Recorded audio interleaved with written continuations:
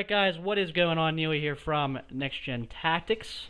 And I have a special video here for you. This is going to be a combination of Medal of Honor gameplay and Battlefield Bad Company 2. And I got a really cool dude here with me. Most of you know, I'm sure. Oplim 77 here. Or Colin, as he's better called. He wants me to call him Colin, so we'll call him Colin. Colin, what's up, bud? Not much, man. How you doing? You know, just hanging in there, and I think we're ready to show some great gameplay footage. Am I correct? I think so. And we're going to talk about, we're basically going to sort of do a hybrid here of talking about Medal of Honor and Bad Company 2. We're going to sort of like compare and contrast the games, so hopefully you guys are going to like this. I've been having a lot of questions about, oh, what's better, Medal of Honor or Bad Company 2, and I'm sure Colin can relate to that if he's probably been having the same type of questions. Yeah, so. Absolutely, and I think you've probably made Medal of Honor a bit more of a featured game on your channel. I put up a few videos just giving my thoughts and perspective on the game, and you know, that was about it. So I do get those questions as well, although probably you're getting a lot more of it.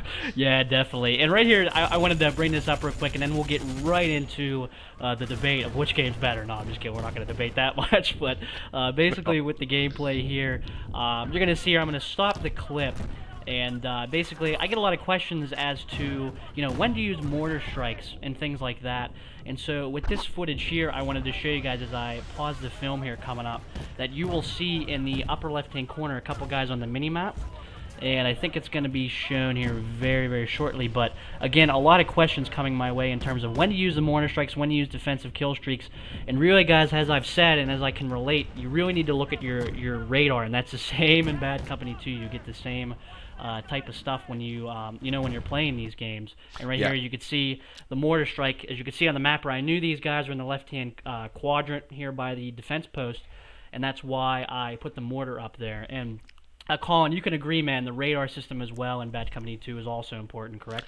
Yeah, and you know, a lot of people will try and use the radar system to locate the enemy players, but what it's also really important to do with your mini-map is to figure out where your own team is. And you know, it's important to play sort of a balanced game, whether you're defending or attacking or whatever the game mode is. You know, you never want to overload one particular area. So, you know, paying attention to your mini-map and taking an approach from there, in order to make sure you're balanced and not easy to walk through, is always really important. Now, I totally agree, and it's just one thing that I noticed in Medal of Honor as well is that teammates just don't seem to push up in this game. And I think in Bad Company 2 you see that a lot as well, and I think it has a lot to do with this game mode, because combat mission is, it's not really the same as Rush, but it sort of has the same foundation. And I definitely see when I watch this radar, and even when I see my teammates playing, people just don't push up as much as they should. I mean, in Bad Company 2 you probably see that as well, correct? Yeah, I think so. And you know, I usually play with a full squad, so I mean, we're definitely going to push as a squad. But I think it's a combination of things where with Medal of Honor, you know, first with all the sniping that's going on, I think people are legitimately hesitant to push up, because, you know, if you make a move, then you're getting sniped 9 times out of 10, you know, when you first started the game. And I think that it's probably opened up a bit.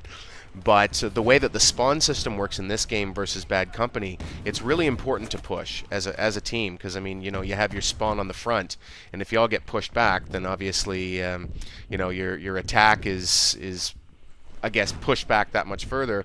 Whereas in Bad Company you can kind of coordinate with your squad, because you can spawn either at a control point on the map or you can spawn on your squad. And so I think that a lot of us who made the transition from Battlefield to Medal of Honor were kind of spoiled by the Battlefield spawn system. Yes, definitely. So I think that that's led to you know, some hesitant gameplay. And for people that are coming over from Call of Duty, you know, the game is... we got to mention that. Well, but I mean, you know, this game really was sort of marketed and hyped up as sort of the hybrid between, you know, bringing the good things from Battlefield and Call of Duty, and to a certain extent they did, but, you know, I don't think that they quite executed as well as they could have on that. But, you know, we can get into that a little bit later. But this was supposed to have a more universal appeal to players of both of those franchisers. And, you know, if you're coming from Call of Duty, you aren't able to just run at them and, you know, use your fast reflexes and, you know, your skill on the controller to do well, because the way the maps are designed, like, you just can't play like that. So I think everyone, when this game first came out, was just kind of totally befuddled as to how to approach it. I'm gonna be honest with you, dude. You said that perfectly. I couldn't really sum that up better myself. Kind of stole my thunder there. I'm not gonna lie, but no, I totally agree with what you're saying. In terms of Modern Warfare 2, you had a lot of that. Well, I'm gonna camp back and get my kill streak. Whereas in Bad Company 2, Medal of Honor, the objective essentially is to push up as a team, and you need to. Basically, what I'm saying is if you don't push up, I notice, especially in Medal of Honor, you get nothing done. And that is the same thing in Bad Company 2. If you don't push up and if you don't try to be aggressive, I think that hurts you as a team when you play either Bad Company 2 or Medal of Honor. Absolutely. And, I'm not going to start a sort of a franchise war or any of that sort of thing, but... you're not? Come on, man. That's what we're here for. Oh, yeah.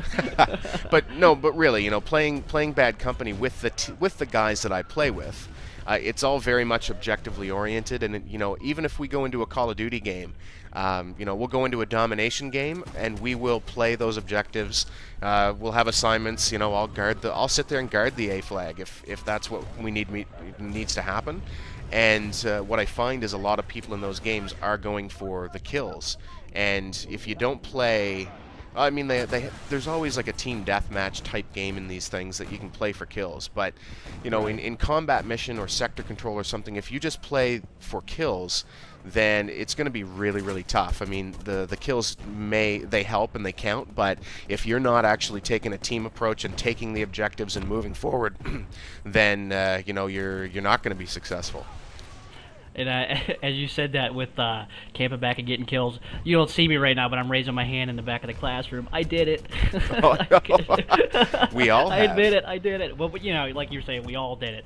And it's sort of, I think definitely when it comes to playing Medal of Honor and Bad Company 2, I think I don't want to say it tricks people, but they're used to playing a certain way. And I'm not saying that Modern Warfare 2 totally skewed the way the gaming community plays, but essentially, I get questions. How do you push out of spawn traps in Medal of Honor? How do you do this in Bad Company 2? And really, the only obvious answer I could give people is push up. I mean, it seems obvious, but you got to move, you got to be aggressive, and you got to talk and communicate with your teammates. Yeah. I mean, as you can see here, I knew that we had them trapped here, and I knew that we had the objective basically capped off. But I told my squad mates here, I said, hey, listen, I know they're coming from this left side. We need to push up, and we need to prevent them from coming around our guys. And I'm sure you're the same way when you play Bad Company 2, especially in rush mode. You need to coordinate when to push up, so to speak. Yeah, and where to flank and sort of set up shop. And as I said, like the spawn system in Bad Company has kind of spoiled us, because to get out of a spawn trap, we only need to get one guy out, and then we can actually coordinate the whole squad to spawn on him and move. So. In a game like Medal of Honor, it's really important. The whole team needs to push. You know what I mean? Like one right. guy's not going to be able to lone wolf his way out of here. And spawn trapping, it's a part of first-person shooters. It happens in all of them. I think that personally, Bad Company has the best system for dealing with it. In that with the squad spawn system. I agree. Yes. But it still happens, and there are certain spawn traps in that game that are almost impossible to get out of, and. With Call of Duty, the same thing happens in domination mode. Team deathmatch, not so much, because the spawns are very dynamic. But if you look at even the team assault mode in Medal of Honor, they almost have fixed the spawn areas to one end of the map or the other. So spawn trapping can take place in team assault in a matter of seconds. So if you take too much time choosing your class, you might be spawn trapped by the time you get in there, especially like Garmsir town. And yeah, I was just gonna say, yeah, it happens to the best of us. But not only that, but like you said, you get spawn trapped within seconds, and especially on Garmsir town. And is it frustrating? Sure, but I don't think any of us are going to deny that we love doing it to people. So I mean, again, I'm raising my hand in the back of the class. Again, we've all done it, and any game mechanic that rewards it, like you have posted some absolutely beast gameplay, but it highlights what I think is kind of a flaw in the game, in that your score, you can build up a few score chains, a few of the more effective ones, and then unleash it on what's essentially a fixed spawn area and just rack up kills like crazy. And it's I think the best game I posted wasn't super elite, but once I stopped recording, I managed. Once you figure out the system, the games tend to be quite static. I find on the smaller maps, just because there's one of two ways to do well. One's to sit back and snipe, and the other one is to set up that trap. No, I totally agree with you. And to say that the spawn system could be fixed in Medal of Honor, I would say is an understatement. I think the same thing goes, though, is especially when you play Medal of Honor, is the fact that, you know, you need to be ready to go right away. If you're not, it perpetually leads you to doom and annihilation, you know what I mean? But with Bad Company 2, and in terms of kill streaks is where I want to sort of take this. I'm sort of on the fence. Do I love kill streaks? Absolutely. I'm not going to be the one to tell you that I don't like them. But at the same time, I'm sort of used to the old SOCOM days when there were no kill streaks, and it's sort of more rewarding sometimes, I think, to get up the kills on your stats, as without the kill streak. So is it a debate? Is it a debate between kill streaks and non-kill streaks? Absolutely, it is. But either way, I'm happy with the way either game plays, I want to say. What do you think about that? Well, I think that the concept that they introduced with Medal of Honor to have it as a score chain as opposed to a kill streak is a brilliant concept. So you can actually reward people for doing certain things, supporting the team, completing objectives. So I mean, if you had that sort of thing in like Battlefield, for example, which is actually, we're switching on to the Battlefield gameplay of mine. If you look at a medic, for example, they could go around supporting their squad, getting no kills, and still racking up potentially a score chain. Although there is no score chain system in Battlefield, just kind of using it as to put some perspective on it. So I think that the concept was really, really brilliant. I think that it was a little too easy to get some of the higher kill streaks score chains, and I know that they've actually patched that up and for the PC. So I'm looking forward to seeing how Medal of Honor plays actually once those patches are all up to date on the consoles. They are actually. I think as of the end of this week, they just updated. And I will say that, I don't know if you know this, but snipers have been patched now, which is, hallelujah. It's nice. But yeah. I mean, let's go to your Battlefield game here, though. How about we do that? Because I know you wanted to talk about a couple things in terms of the way your squad pushes up, correct? Yeah, so I mean, in this game we are communicating as a squad, and what we're actually doing is taking advantage of the spawn system. These guys have the option basically to go spawn somewhere else, but they decide to try and defend a house and hold it.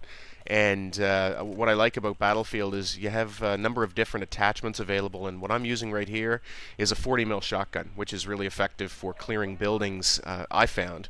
And there's a lot of different weapons in this game, same as in Medal of Honor, although you can use whatever you want, and there's a great deal of balance, is what I find with Battlefield, and to a certain extent as well, Medal of Honor. But I really enjoy the fact that there are so many different weapons that you can make work in this game, and that you can sort of tailor to suit your play style. Whereas in certain other games there are clear leaders in the balance sheet. If you look at Medal of Honor, like the snipers were ridiculous. Right, and, exactly. You took a very powerful weapon, and it should be a very powerful weapon, but you made it extremely easy to use and made it available at a low level. So, what's everyone going to gravitate towards? Bolt-action sniper rifles. And, in Battlefield, sniping is sometimes frustrating because you will get the guys camping in the back, but they actually have projectile physics in this game. If he cracks you in the head from 200 meters away, it was a good shot. Yeah, no, I agree with that. And the one thing I will say, I think the one thing that sort of lets me down is you get a nice double there. Collateral, yeah. Yeah, the one thing I noticed with Medal of Honor, it's sort of disappointing. Not a lot of guns in the game. What the hell? Like, I think that goes back to what you were saying though with Battlefield. There's just so many guns that can do so many different things. Where in Medal of Honor, it's kind of the same stuff over and over again. I mean, I will say that. That's personally my opinion. I think Battlefield definitely is the more balanced game. There's just so many more, what's the word for it? So many more variables, I think is the word you used, that what you can do to get around defenses, whereas Medal of Honor, it's kind of the same stuff over and over, I find the map design in Battlefield is far superior because... especially in Rush, which is similar to Combat Mission, and I would have liked to have bring some Rush gameplay, but it's been kind of tough to get good competitive games. But basically, the map design is a lot better, and you can say that because it's the same company doing both, without causing too much grief. But there were flanking routes. You know, you had alternatives, and I find that Medal of Honor, you know, the maps are huge, but there's a lot of choke points, and just not a lot of stuff that you can do in the event that a team has you choked off, other than just push hard, and that's sometimes kind of impossible. So I find that Medal of Honor combat mission tended to favor the defensive team, choke points, whereas Battlefield, I find that Battlefield rewards the more intelligent team on whether that's offensively or defensively. Totally agree with you, and like we were talking about, I think it was the map Shahi Toka Mountains. I think I was talking to you about earlier. Map's horribly made. I mean, two funneled areas for the offensive team to come through. Are you kidding me? That's automatic death. I mean, obviously, yeah, you get good communication, good teamwork. Teams can get through that, but in terms of design, in terms of what each game is going for, you got to give the edge to Battlefield. I think there's no doubt about that, like you were saying. No, go ahead. What were you something like I was going to say, you look at a map like Valparaiso or Laguna Presa on Battlefield, you know, your route opportunities are endless. So, you know, you can really study that game. Absolutely, yeah. I'm going to ask you a big question. This is the first time that I've ever said this, but if I were to tell you Medal of Honor Bad Company 2, what would you play? Bad Company 2. I'm going to tell you right now I like Bad Company 2 better. Oh, shocker. Yeah. I mean, I'm going to lay it down. It's the first time I've said this, but I think that with both of us talking here today, I think we know what we like, but both games offer something unique. I think there's no doubt about that. I couldn't agree more, and I think that the foundation that they've built with Medal of Honor, the gameplay mechanics and all of that, I think are absolutely amazing. The sound design is amazing. I think that they've got a potential winning formula there. I just don't think that it's all come together yet. So, I mean, I'm really looking forward to seeing what comes out with the next release of Medal of Honor, because I think the franchise has a ton of potential. I just, it wasn't enough at this point to pull me away from Battlefield. Totally agree with you. But, you know, I guess this can all be resolved, because in a couple days here we got Black Ops. Let's cross our fingers and hope the Black Ops delivers. We'll see. You know, I'm going to give Treyarch another chance. Like, they could have made World at War probably the best Call of Duty game and one of the best shooters ever if they had have balanced one gun in that game, and that was the MP40. And they never did, so I'm crossing my fingers because everything else in that game I really, really enjoyed. So we will find out on Tuesday. We will. And Oplim, thanks a lot, man. This was great fun. I think hopefully we've sort of given two perspectives here on both games. And again, I appreciate your time, my man. I appreciate you doing this. Maybe we can do stuff in the future, you know. Absolutely, and you know, thanks to everyone here at NGTGames for supporting both of us. Yeah, it's been a couple great months here in NGTGames, and we're going to be hoping to give you guys a lot more great content down the road. So I think that's all we got. I guess we will see you down the road. All right, guys, take care. See you guys. Hey guys, we're on Facebook. Check the description of this video for the link to our new Facebook application. Subscribe and get our latest video updates posted right on the wall on your own Facebook page.